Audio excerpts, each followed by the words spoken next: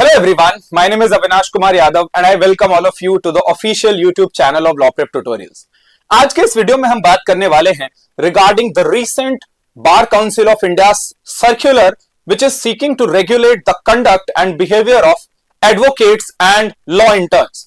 ये डिस्कस करेंगे कि किस तरीके से ये एक्सटेंड करता है also to digital spaces and is also seeking to regulate the conduct of advocates and law interns on internet. Now यहां पर हम सबसे पहले देखते हैं कि ये जो सर्कुलर है ये एडवोकेट्स एंड लॉ स्टूडेंट्स के लिए है। ये एडवोकेट्स और लॉ इंटर्न्स की professional ethics, court room decorum, client के साथ कॉन्फिडेंशियलिटी क्लॉज और किस तरीके से रिस्पॉन्सिबली डिजिटली अपने आप को कंडक्ट करना है, इन सारे इश्यूज के बारे में बातचीत करता है।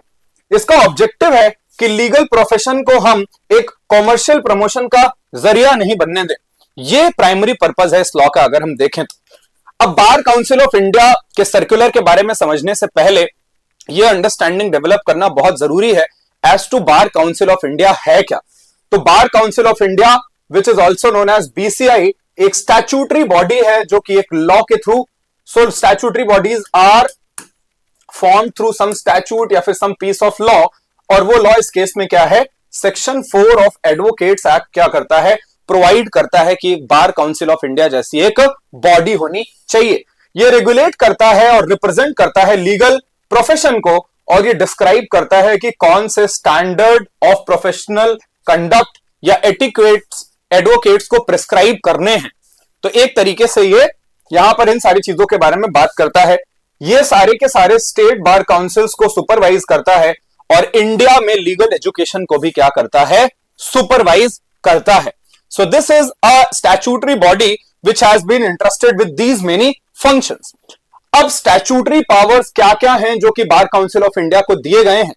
Section 7 clause 1 clause B advocates act का जो है वहां पर यह बात दी गई है कि बार काउंसिल ऑफ इंडिया के पास ये पावर होगा कि वो स्टैंडर्ड प्रोफेशनल कंडक्ट और एटिकेट को प्रिस्क्राइब कर सकते हैं with respect to advocates and interns. Section 7(1) clause G क्या करता है, ये जनरल सुपरविजन एंड कंट्रोल के बारे में बात करता है जो कि बार काउंसिल ऑफ इंडिया एक्सरसाइज करता है over all the state bar councils, right. Next अगर हम बात करें सेक्शन 7(1) क्लॉज एच जो है ये एम्पावर करता है कि लीगल एजुकेशन को प्रमोट कर सकती है बार काउंसिल ऑफ इंडिया, और ये एजुकेशनल स्टैंडर्ड्स को भी इंडिया में क्या करती है, सुपरवाइज करती है, at the same time consulting all the universities and state bar councils. तो ये हमने सीखा स्टैट्यूटरी पावर्स के बारे में about bar council of India. अब रूल मेकिंग अथॉरिटी जो बार काउंसिल ऑफ इंडिया को दी गई है ये कहां पर दिया गया है इसके बारे में भी हमें समझना जरूरी है। सेक्शन 49(1)(c जो एडवोकेट्स एक्ट ऑफ 1961 है वो बार काउंसिल ऑफ इंडिया को क्या करता है, एम्पावर करता है कि वो प्रोफेशनल कंडक्ट और एटिकेट से रिलेटेड एडवोकेट्स के क्या कर सकते हैं, रूल्स को फ्रेम कर सकते हैं। इसके साथ साथ ही बार काउंसिल ऑफ इंडिया को स्टैंडर्ड एंड प्रोफेशनल एटिकेट से रिलेटेड रूल्स को बनाने का पावर जो है वो पार्ट 6 ऑफ बीसीआई रूल्स में भी ग्रांट करा गया है। ये रूल्स क्या बताते हैं कि एक एडवोकेट अपने क्लाइंट्स के साथ, कलीग्स के साथ और कोर्ट रूम में कैसे कंडक्ट करेगा और कैसे बिहेव करेगा। इसके साथ साथ ही ये सर्कुलर क्या क्या चीजें इंट्रोड्यूस करता है। Now let us talk about the recent circular. 17 जुलाई 2026 को ये सर्कुलर जो है इशू किया गया है जो कि डिजिटल कंडक्ट स्टैंडर्ड्स को ले डाउन करता है एडवोकेट्स के लिए, लॉ स्टूडेंट्स के लिए, इंटर्न्स के लिए और उसके साथ साथ ही लीगल एजुकेटर्स के लिए भी। ये किसी भी तरीके का प्रमोशनल लीगल कंटेंट अगर अपलोड किया जा रहा है, कोर्ट से रिलेटेड अगर रील्स डाली जा रही हैं, क्लाइंट्स को सॉलिसिट किया जा रहा है, अगर कॉन्फिडेंशियलिटी को ब्रीच किया जा रहा है या फिर एआई से बनाई हुई मिस इन्फॉर्मेशन को अगर कोई भी फैलाता है, तो इन सारे के सारे इंस्टेंसेस को कवर करने के लिए देख रहा है ये सर्कुलर जिसके बारे में हम अभी बात कर रहे हैं।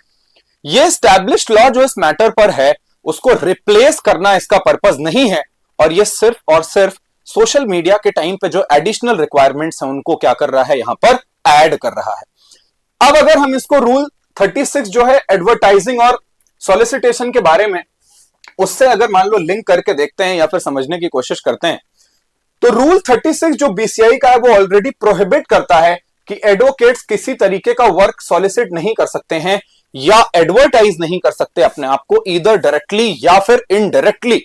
राइट। ये सर्कुलर इस चीज को क्लैरिफाई करता है कि क्या क्या चीजें सॉलिसिटिंग वर्क या एडवर्टाइजिंग के परव्यू में या उसके एम्बिट में फॉल करेंगी। तो यहां पे बताया गया है कि किसी भी तरीके का सक्सेस रेट क्लेम करना,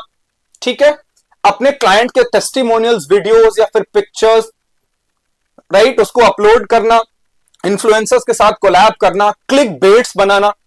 ठीक है, और गारंटीड रिलीफ जैसी चीजों को क्या माना जाएगा, डिजिटल सॉलिसिटेशन माना जाएगा, जो कि अलाउड नहीं होगा under rule 36 of the bar council of India rules.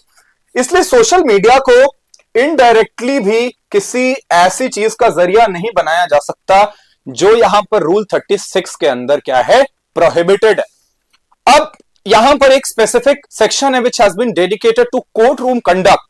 कि कोर्ट रूम के अंदर किस तरीके से एडवोकेट्स और लॉ इंटर्न्स अपने आप को रेगुलेट करेंगे या कंडक्ट करेंगे और किस तरीके से अपनी प्रोफेशनल आइडेंटिटी को मेंटेन रखेंगे।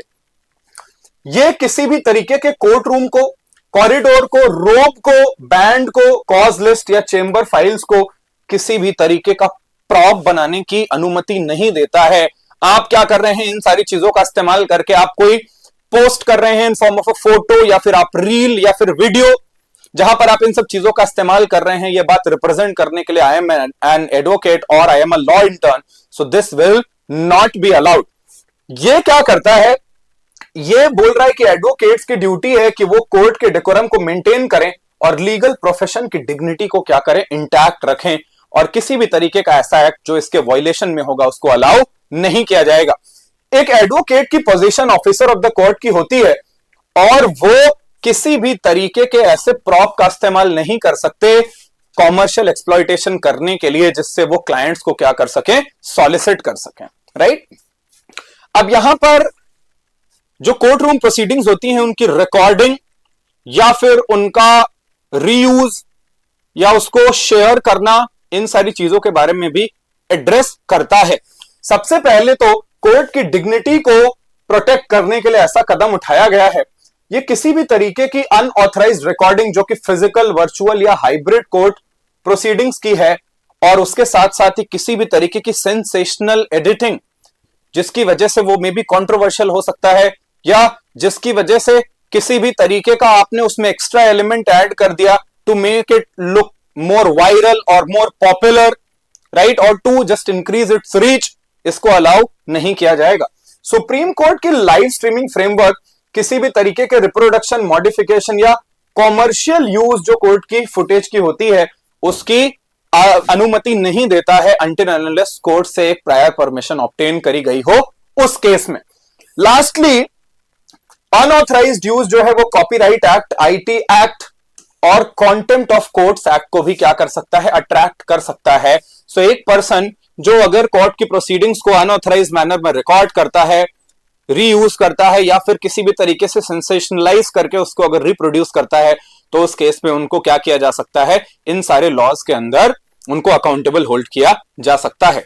अगर हम एडवोकेट क्लाइंट प्रिविलेज के बारे में भी बात करें तो एडवोकेट्स अपने क्लाइंट्स की जो इंपॉर्टेंट इंफॉर्मेशन है या जो सेंसिटिव इंफॉर्मेशन है उसको प्रोटेक्ट करने के लिए रिस्पॉन्सिबल है। सिमिलरली किसी भी तरीके की जो आर्ग्यूमेंट्स हैं, लीगल ओपिनियंस हैं, सेटलमेंट है, डिस्कशन है, क्लाइंट के साथ किसी भी तरीके की चैट है, मेडिकल डॉक्यूमेंट्स या लिटिगेशन स्ट्रैटेजी को जो एडवोकेट है वो कभी भी शेयर नहीं कर सकता है और इसको अलाउ नहीं किया जाएगा। इसके साथ साथ ही सेक्शन 132 ऑफ बीएसए 2023 जो प्रोफेशनल कम्युनिकेशन को, एडवोकेट क्लाइंट रिलेशनशिप को क्या करता है, रेगुलेट करता है या मेंटेन करता है। ये जो सर्कुलर है सेक्शन 132 के आइडिया को क्या करता है और स्ट्रेंथन करता है, राइट। अगर किसी भी ऐसे तरीके का डिस्क्लोजर करना है जो कि इसके अंदर फॉल करता है, उस केस में क्लाइंट का एक्सप्रेस कंसेंट जो होगा वो रिक्वायर्ड होगा। अदरवाइज अगर इलीगल पर्पस के लिए या किसी भी फ्रॉड के पर्पस के लिए अगर इसको किया जा रहा है या डिस्क्लोज किया जा रहा है क्लाइंट का इंफॉर्मेशन, तो उसको किसी भी केस में अलाउ नहीं किया जाएगा, राइट। इसके साथ साथ ही मॉडर्न वर्ल्ड में एक ये भी बहुत बड़ा चैलेंज है कि आर्टिफिशियल इंटेलिजेंस का इस्तेमाल करके किस तरीके से चीजों को मैनिपुलेट किया जा सकता है, या in case of incorrect results who should be held responsible. इसके साथ साथ ही जहां पर अगर किसी तरीके का फेक जजमेंट साइट हो गया है तो उस केस में एडवोकेट की क्या रिस्पॉन्सिबिलिटी है, इसको समझते हैं। किसी भी तरीके का डीप फेक कंटेंट, किसी की आवाज को क्लोन करना, फेक जजमेंट्स को प्रोड्यूस करना, फेक साइटेशन को प्रोड्यूस करना, या फिर किसी तरीके के कोर्ट रूम कॉन्टेक्ट को आर्टिफिशियल इंटेलिजेंस की मदद से ऑल्टर करना या मैनिपुलेट करना, यह अलाउ नहीं किया जाएगा।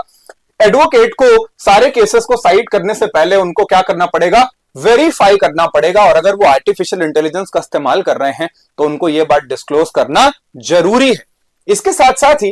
कोई फॉल्स प्रेसिडेंट या कोई फिक्शनल केस आउटकम्स को प्रेजेंट करने पर miss representation, professional misconduct, interference with administration of justice जैसे प्रोविजंस को अट्रैक्ट कर सकता है एक पर्सन। इसके साथ साथ ही इस सर्कुलर का एक इंपॉर्टेंट फीचर यह है कि यह लॉ इंटर्न्स के बिहेवियर को भी रेगुलेट करने के लिए सीक करता है। लॉ स्टूडेंट्स जो भी जा रहे हैं किसी भी तरीके के इंटर्नशिप के लिए, उनसे एक रिटन अंडरटेकिंग साइन करवाई जाएगी जिसमें वो ये वॉलंटरीली डिस्क्लोज करेंगे कि वो इन सारे के सारे रूल्स एंड रेगुलेशन से अध्ययर करते हैं, और अगर वो किसी भी तरीके का वायलेशन करते हैं इन रूल्स का तो उनको अकाउंटेबल होल्ड किया जा सकता है। तो एक अंडरटेकिंग जो कि कॉन्फिडेंशियलिटी, कोर्ट रूम डेकोरम और डिजिटल एथिक्स से रिलेटेड उनसे साइन करवाई जाएगी बिफोर द इंटर्नशिप। इंस्टीट्यूशंस को यह भी एक्सपेक्ट किया जाएगा कि वो सारे के सारे रिकॉर्ड्स को मेंटेन करें और रेगुलर अवेयरनेस रेज करें amongst law students so that their conduct is in line with the rules that have been laid down here in this case. Section 7 जो एडवोकेट्स एक्ट का है वो लीगल एजुकेशन को promote करने की बात करता है और एजुकेशनल स्टैंडर्ड्स को प्रेस्क्राइब करने की बात करता है। वहीं से कहीं ना कहीं बार काउंसिल ऑफ इंडिया ने अपनी अथॉरिटी को डिराइव करते हुए ये रेगुलेशंस क्या करे हैं, लॉ इंटर्न्स के लिए भी इंट्रोड्यूस किए हैं। एक ऐसा सिनेरियो जहां पर कोई भी अगर लॉ इंटर्न इन सारे रेगुलेशंस को नहीं फॉलो करता तो उस केस के अंदर उसकी इंटर्नशिप का इमीडिएट कैंसलेशन, और उसके साथ साथ ही जो इंस्टीट्यूशन या फिर स्टेट बार काउंसिल कंसर्न्ड है उनको रिपोर्ट भी किया जा सकता है। यह सर्कुलर प्रपोज करता है कि एक डिजिटल एथिक्स कमिटी बनाई जाएगी और एक ऑनलाइन कंप्लेंट पोर्टल बनाया जाएगा जिससे जो भी वायलेशंस रिपोर्ट होंगे उनकी वेरासिटी को, उनकी सच्चाई को चेक किया जाएगा, और अगर कोई भी अनएथिकल कंटेंट आइडेंटिफाई होता है तो वो कॉम्पिटेंट स्टेट बार काउंसिल को एक्शन भी क्या करेंगे, रिकमेंड करेंगे। ये सारे के सारे रूल्स जो हैं वो in line with advocates act of 1961 हैं। इसके साथ साथ ही सेक्शन 35 के अंदर डिसिप्लिनरी एक्शन के बारे में भी बात करी गई है। अगर कंप्लेंट मिसकंडक्ट की रिसीव होती है तो उसको रेफर किया जाएगा कहां, डिसिप्लिनरी कमिटी को, जो कि स्टेट बार काउंसिल के द्वारा बनाई गई होगी। इसके साथ साथ ही नोटिस या जो अपॉर्चुनिटी ऑफ हियरिंग है वो एडवोकेट को दी जाएगी। कमिटी सारी चीजों को एग्जामिन करने के बाद अपना फैसला देगी और ये सारे के सारे एक्शंस लिए जा सकते हैं, जहां सबसे पहले कंप्लेंट को डिसमिस किया जा सकता है अगर कंप्लेंट प्रूव नहीं हुई। एडवोकेट को रिप्रिमांड किया जा सकता है अगर जो उसने मिसकंडक्ट किया है उसके लिए, उसकी प्रैक्टिस को भी सस्पेंड किया जा सकता है, और इसके साथ साथ ही स्टेट बार काउंसिल के रोल से एडवोकेट को क्या किया जा सकता है, रिमूव किया जा सकता है। अब अगर मान लो हम लोग देखें जो एग्जिस्टिंग लॉज हैं उनका ही एक्सटेंशन है ये एक सर्कुलर एक तरीके से, और रूल 36 जो कि क्या करता है, एडवोकेट्स के प्रोफेशनल कंडक्ट को गवर्न करता है। जो प्रोफेशनल कॉन्फिडेंशियलिटी एडवोकेट्स एक्सपेक्टेड है कि उनको मेंटेन करना है, या कोर्ट रूम डेकोरम जो उनसे एक्सपेक्टेड है कि उन्हें मेंटेन करना है। लाइव स्ट्रीमिंग से रिलेटेड जिन रूल्स की हमने बात करी वो ऑलरेडी एग्जिस्ट करते थे। कॉन्टेम्प्ट ऑफ कोर्ट्स एक्ट के प्रोविजंस और लॉ ऑलरेडी एग्जिस्टिंग है,